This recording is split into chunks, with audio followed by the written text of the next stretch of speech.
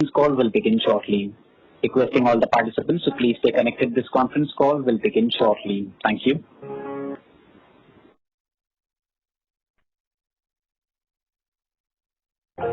Gentlemen, good day and welcome to the signed Q4 FY20 earnings conference call. As a reminder, all participant lines will be in the listen-only mode, and there will be an opportunity for you to ask questions after the presentation concludes. Should you need assistance during the conference call, please signal an operator by pressing star then 0 on your touchtone phone. Please note that this conference is being recorded. I now hand the conference over to Mr. Ajay Agrawal from Cyient for opening comments. Thank you, and over to you, sir. Good evening, ladies and gentlemen.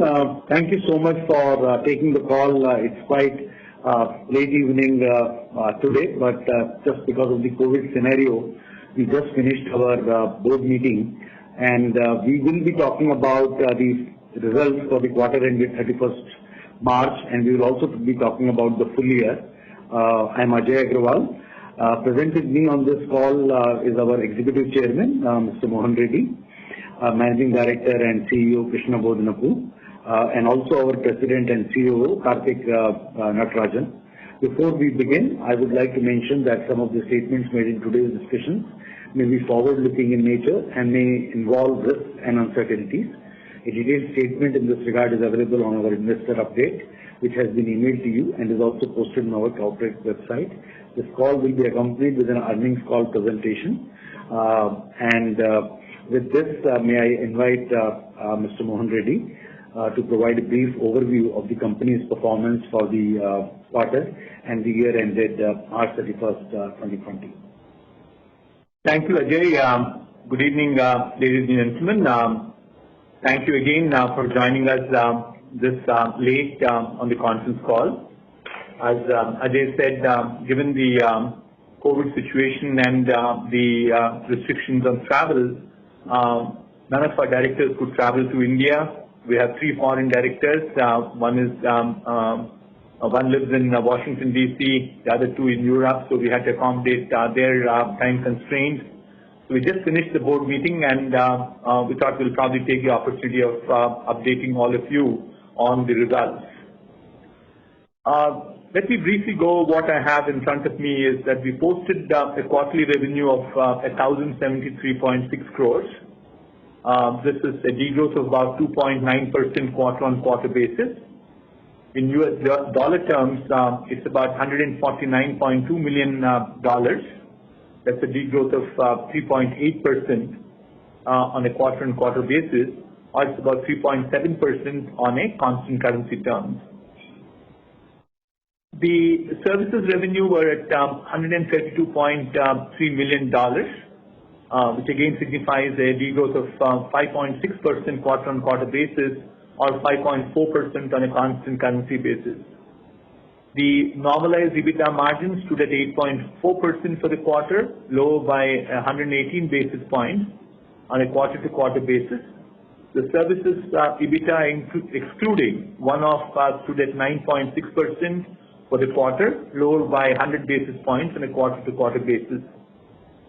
The D&M EBIT stood at minus 0.5% for the quarter. Normalized net profit for the quarter stood at 754 million or 75.4 crores, which is a degrowth of about 30.4% on a quarter-on-quarter basis. Let me then take you through the highlights for the full year. For the full year, the total revenue stood at 4,427.4 crores, or 44,274 million rupees, signifying a degrowth of 4.1% for a full year basis. In dollar terms, the revenue was $625.2 million, it's a degrowth of about 5.3%, or on constant currency terms, it's at 4%. The services revenue stood at $550.7 million, signifying a degrowth of 5.1% in US dollars, and 3.7% in constant currency terms. The DLM revenue for the year stood at $74.6 million, a degrowth of 6.6%. Normalized group EBIT stood at rupees 4,084 million or 408.4 crores, down by 23.4%. The normalized group EBIT margin stood at 9.2% for the year, down by 2.32%. Services margins excluding one-off stood at 10.5% for the year, and the DLM margin stood at minus 0.2 for the year. Normalized profit for the year stood at 372.7 crores. It's down by about 23.9%. Continued focus on cash flow has yielded good results with cash conversion of 56.9% for the full year. The cash flow was at 410.2 crores.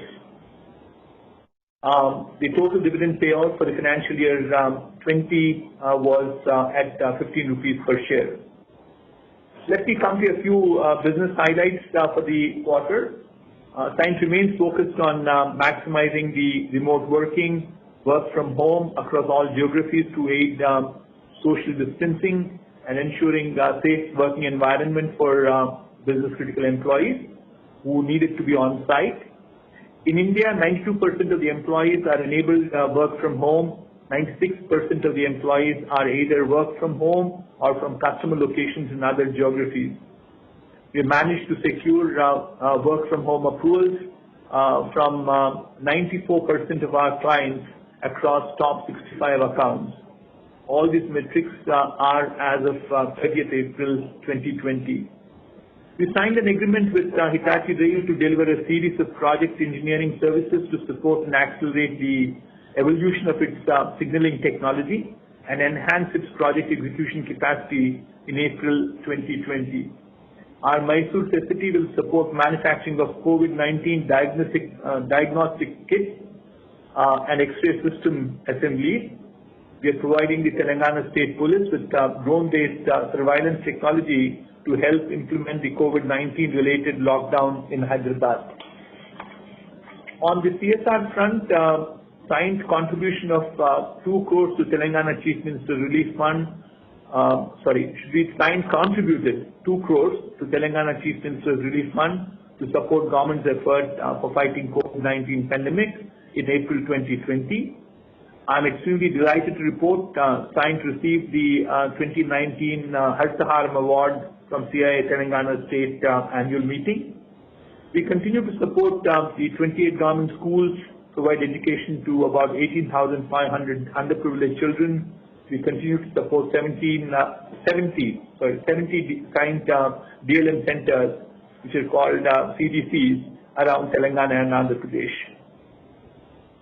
On the awards front, Cyient won the Supplier Innovation Award for the 7th consecutive year and Supplier's highest productivity award for the 4th consecutive year at the annual Pratt & Whitney Supplier Summit 2019. With this, I would like to hand over the call back to Ajay, who will take you through the detailed financial performance for the quarter and the year. Thank you.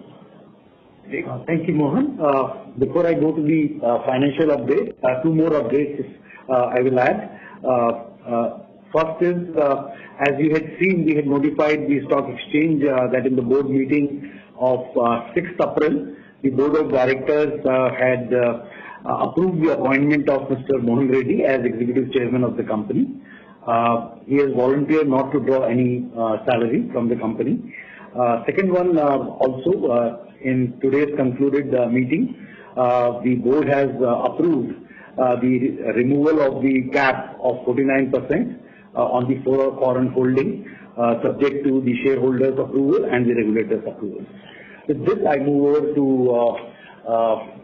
the financial performance. If you see in terms of our revenue, we have a degrowth of 5.6% quarter on quarter. This is not in line with the anticipation that we had, and I will explain to you in detail what happened, what were we expecting, and why we could not get to that number. DLM growth is 12.7%, and this was anticipated to be higher.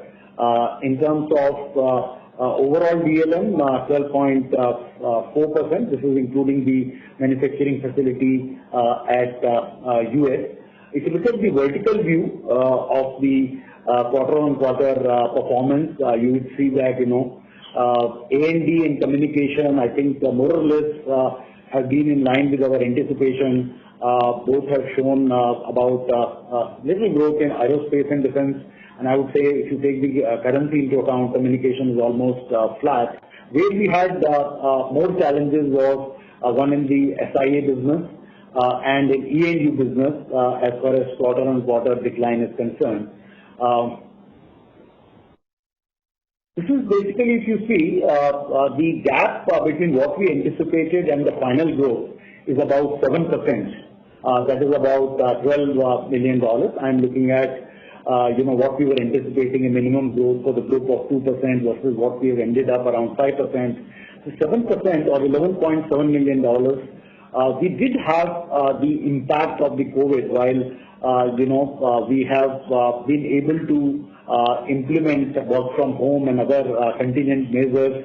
It did take us some time to respond to that, and also I think how could we get the approvals from the customers, that took time. Also, we had to put the IT controls and things like that. So I think that is one factor that has impacted us. In terms of our DLM, Mysore, of course, it was again on lockdown, and we had some issues on raw materials, especially coming in from the part of the Asia which got affected much earlier. Also, I think we had a lot of material ready which could not be dispatched at the month end, and that is not part of the revenue. Also in semiconductor, again the same thing, it has dependence on supplies from China and that part of the world. Because of that, we had impact of about $1.5 million. We also had an anticipation of, we were anticipating we'll be able to recover the revenue towards license for E&U. But then later we realized, it's a combined offering with services, and the way we have to take it is along with the implementation schedule. So revenue is there, but it has to be, it will be showing up in the coming quarter. And we had more challenges on E&U side in this quarter, about $3 million, and mainly coming from North America utilities, especially relating to the field work kind of challenges. So that's how we had, while we were looking at momentum on growth to continue. Most of it is COVID, some of it is still our internal issues, last two items. But I can assure you, and Krishna will also talk about in his presentation, that we have spent a lot of time in the last few quarters, including in the last few months, to make sure that whatever are the learnings we implement. This is for financial year 20. So this year we are seeing a degrowth. If you see, for many years we have been giving a growth of double digit. That's our CAGR for 5 years and 10 years. This year has been an outlier where finally we have looked at a constant currency real term growth, a degrowth of about 3.7% in services, and where we had, it is quite, other than MTS, which is positive, and E&U in constant currency, which has grown by about 3%. I think we had challenges from most of the areas. We've been talking about our challenges in A&D and communication, and I think that's what, but the good thing is in the last 2 quarters, I think we are getting better in terms of predictability and getting a complete handle on what is going on. Yeah, those are some of my comments on this. In terms of the hedge book, we have made one-time exception we had made in March, where when the rupee was depreciating by almost 5%, we had taken additional cover of 10% for financial year 21. So our hedge position is 80%. This is only one time policy change, only applicable for financial year 21. And based on this, our total forward cover position coverage is about $141 million. If you look at right-hand chart, you will see while we have a difficulty at current spot rate of 75.6 in terms of the dollar, they are losing more than a rupee. We are gaining about 4 rupees, 2 rupees, and 1 rupees each in Australian dollar, British pound, and euro. And overall, we are gaining about 2 rupees or so. So I think this is the current position of exposure. We still should be positive at the current spot rate, but we have done an analysis internally for the next year based on how the other income moves based on the spot rate and how do we get the benefits of operating profit for roughly about 25 basis points for every 1 rupee change of rupee, and assuming other currencies are not headwinds. We have found that we should be neutral for the next year from the volatility of foreign exchange. In terms of other income, I would say overall this has been a good year for us on other income. While in the quarter you will find there is a marginal drop, it is mostly led by the unrealized foreign exchange losses. I want to confirm these are notional in nature. This is just a restatement of some of the loans that are in our subsidiaries which are in euro and dollar, and they have natural hedge because of inflows. So it is just a notional loss that we have got in the quarter. Otherwise, I think we continue to be very prudent on our treasury. All our investments are based on the principle of preservation of capital, so that is going well. Overall for the year, the only thing is while we were expecting the export benefits to come in Q4 due to the lockdown, they shifted in Q1. Otherwise, this number of 1250 and 206 for the quarter and year would have been higher by about 50 crores. We have got those scripts as we speak now in this particular week, and they will be showing up in our profitability statement in Q1 when we convert those scripts into cash, as we have been very prudent in terms of accounting any such benefits only on cash basis. This is in terms of the profit and loss account. I would say that we had some one-off in this particular quarter as part of our evaluation for the year, and we have been prudent to provide about 60 crore on the balance sheet in terms of the strengthening of the balance sheet. And we have also got some gains from reversal of some of the earn-outs which are not applicable. So net-net, the impact on the PAT is about 302 million INR or $4.1 million. And that also impacts on respective categories. Some of them show up in the EBIT, some of them show up on PBT, and some of them are on tax. And thus, what we have done, we have prepared a table. If you can just show the table. We have prepared a table for you to be able to clearly understand each of these one-offs. Still the earlier table, please. So let me just take a minute to explain what are these one-offs. There are 6 one-offs in this particular period, and 7 and 8 item numbers pertains to previous year's one-offs, just to make a comparison to be like to like. So we have taken the impairment of intangible assets, one for our operations in Singapore while operations continue, and but we have assumed that the future revenue is going to be lower than our original projections. So we have taken the hit of about 109 million on that. Second one is the similar thing that has happened in case of the asset under development, which is the case of the Bluebird. While we have supplied the Bluebird to the government, we continue that business. But as prudence, whatever investment we have made, that is 222 million or $3 million, we have provided for that. Also, we had an acquisition in US called Certon, and we had an IP platform for which an intangible asset was created. For that, another provision of 73 million has been created. This is out of the prudence based on the how these things in future. I will continue. All of these operations continue, but we have taken and prepared our balance sheet for the worst case in each one of them. Fourth item is there is a trade write-off for the joint venture that we have, the small joint venture that we have, and we had some trade receivables. This is showing in Serial number 5, I am talking about serial number 5. So serial number 1 to 4, 1, 2, 3 and 5 appear from EBIT adjustment.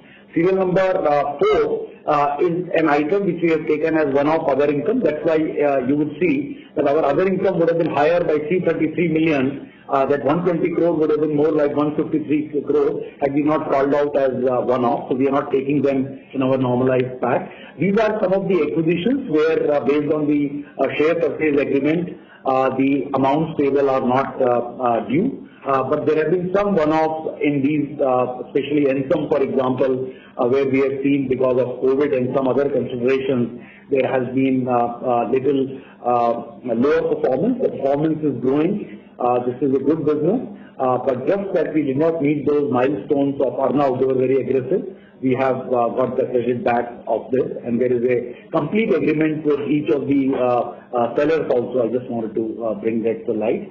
Last item is we have one-offs of tax of about 194 million or about $2.1 million. These are pertaining to practically previous years. There are 3 items. No, I can explain here. There are 3 items which are there. Okay, we can go to that table, no problem. We have 3 items. One is we have to provide for the deferred tax for the future years in terms of the tax change to 25%. While our target continues to be 23 to 24%, we have delivered little lower than 23% for the year as a whole.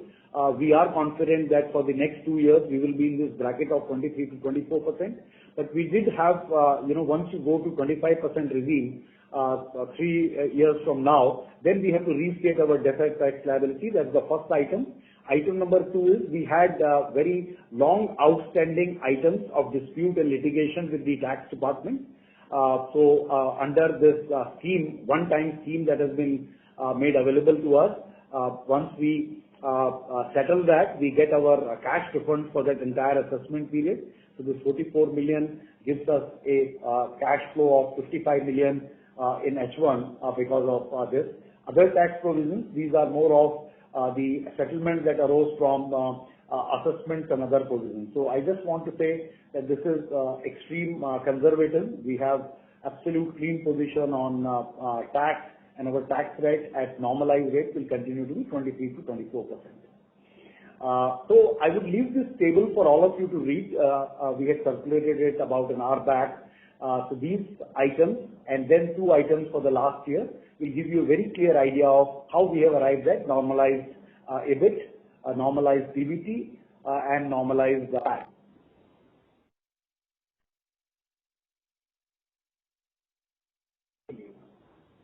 Yeah. In terms of the total performance, you would see that, there are a few things I would like to highlight.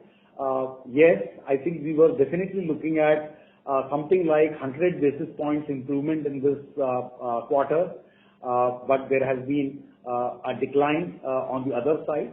I can only assure you that, from the efficiency measures and whatever program we had launched for the quarter as well as for the year, we are absolutely on track. And whatever gap is there, it is because of the volume. You saw that $11 million plus of revenue that we lost, and the corresponding loss of that in terms of the gross profit is what is reflected in our lower margin. For the services, our margin is 10.5% as again 9.2 for the group. And just to understand for the whole year, actually if you take off the impact of the volume, practically this number will be about 13% for the services, and this will be 12% for the group. Because if you take the absorption impact on the depreciation, the absorption impact on our SG&A, and some of the utilization challenges that we got because of the unanticipated revenue being lower, especially in quarter 4, I think we lost about 270 bps. Otherwise, our margin would have been tracked with what we were internally expecting to be about 12%.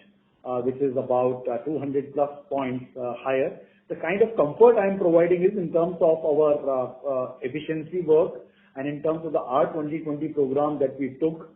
I think we feel we have got an annualized saving of about 3.5%. What is showing up in the P&L is about 2.2% because this program has full impact in the coming years. but we are doing a lot to improve the margin. In terms of the normalized PAT, I already explained some of the items.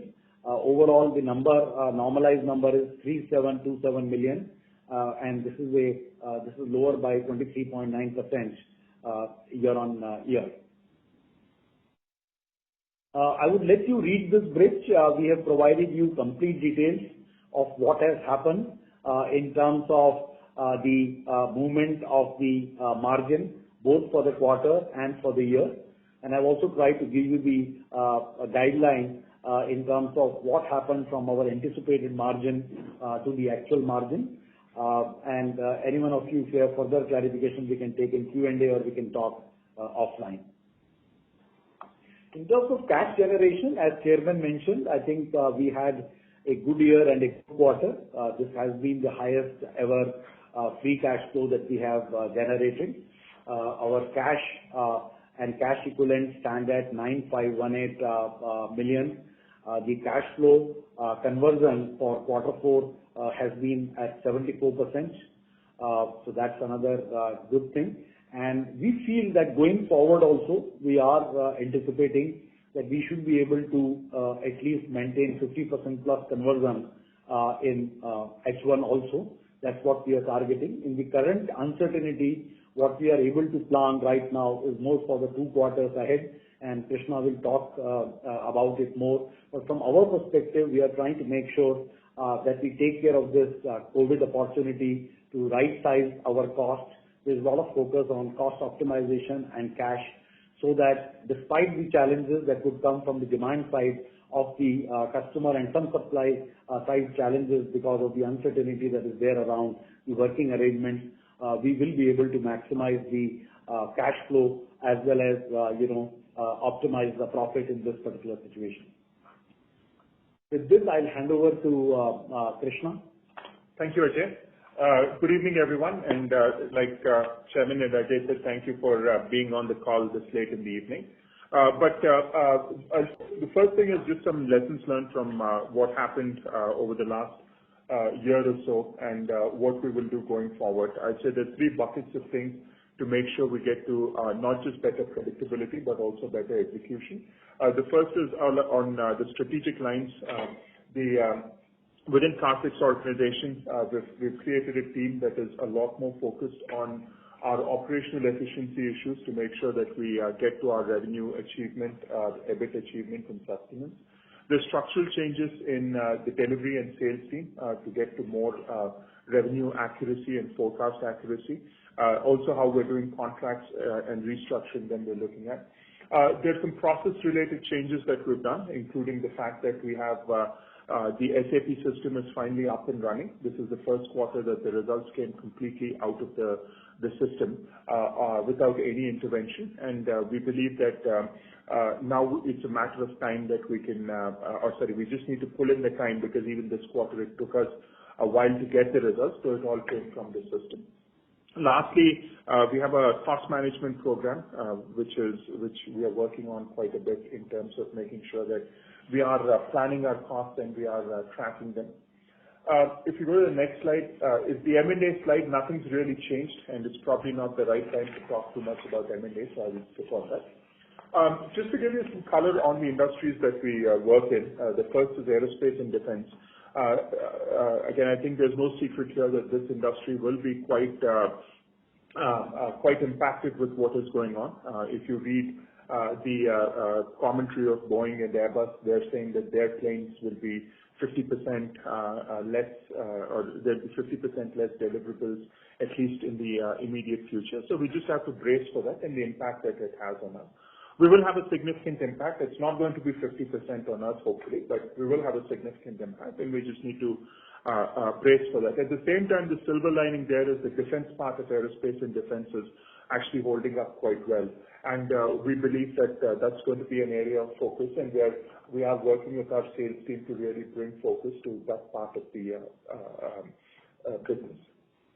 The communications industry, we will see just a medium-term impact. We believe that this is one industry that for the year will still do quite well, because all said and done, investments in 5G, investments in broadband, et cetera, will only have to increase considering what's going on in the world. But having said that, in the immediate term, we do have some issues because if you look at there's a lot of field-related activities because we have to get our inputs from what exists in the field, and our outputs goes to the construction companies to actually build the network once we've designed it. Therefore, there is a field challenge, and that's why though in the immediate term we do have a little bit of a challenge, we believe from a longer term basis, this is one industry. And when I say longer, I take that back. From a mid-term basis, and especially in the second half of the year, we believe that this industry will be a strong performer. In terms of energy and utilities, energy is sort of two different things are going on. The mining sector is actually doing quite well, whereas oil and gas has some significant challenges with where the pricing is. So we think that overall it will be tepid in the energy segment.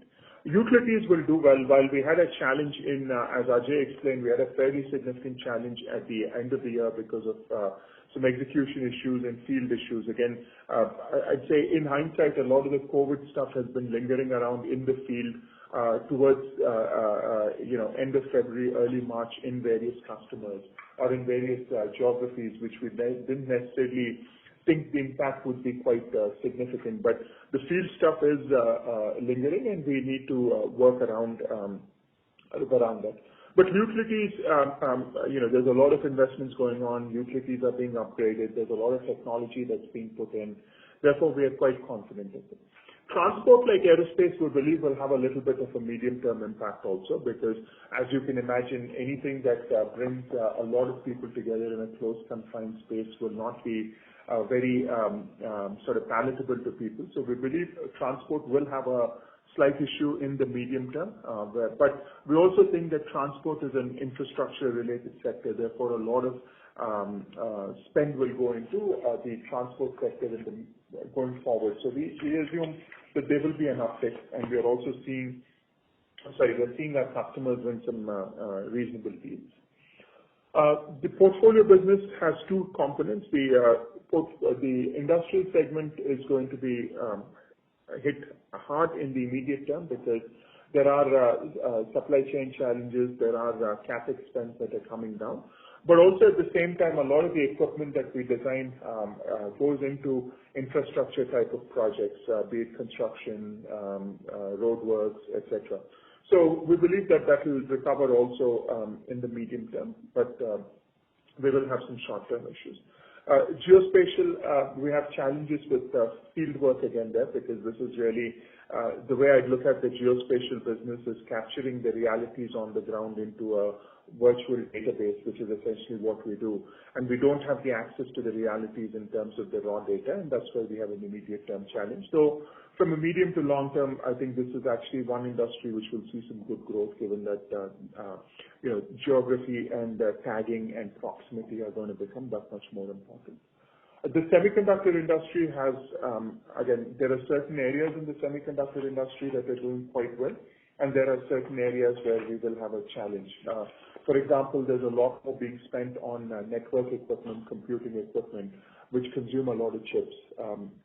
Whereas we believe that there will be a challenge on some of the consumer type of applications. Medical and healthcare is a little bit counterintuitive, because a lot of the spend in medical and healthcare is going towards COVID-related activities, and there's an absolute stoppage in the non-COVID related activities, which is a lot of the equipment that we provide, because elective surgeries have come down. People are waiting for things to smoothen out before a lot of those things are done.